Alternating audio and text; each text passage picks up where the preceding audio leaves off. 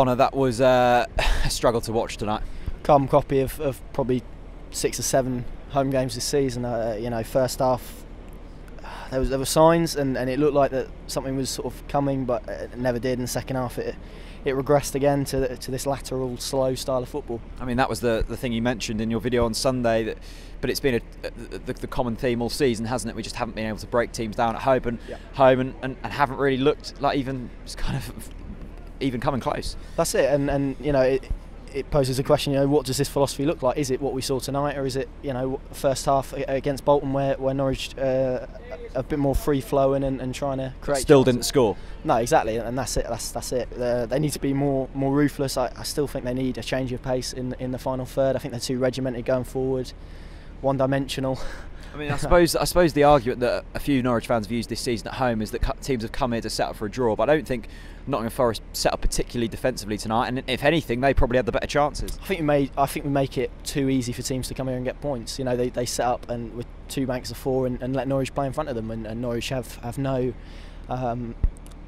You know, if Maddison's not playing well, they've got no offensive threat whatsoever, and it's just far too easy to come here and get a point, I think. What did you make of the defensive setup? Of course, Zimmerman left out for personal reasons. We've got Sean Raggett in the system and Daniel Farke'S for a back 4 instead of putting Raggett in there. Is there anything reading into that?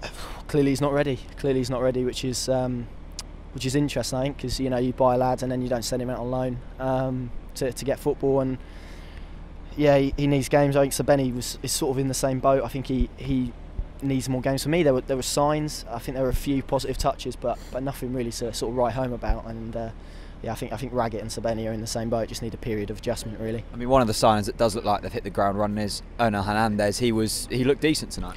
I think he sort of faded out a bit second half, but first half I thought he was brilliant. Had the beating of his full back pretty much all evening. So yeah, definitely positive there. I like the way he comes inside and looks at that ball over the top as well. I think it offers something a bit different, and you know, once players get used to him, maybe that's something that Norwich could add to their offensive play, but we'll see. I mean, we know the strikers haven't scored enough goals this season, but midfielders probably haven't chipped in enough either. Josh Murphy, not really much end product for a while from him.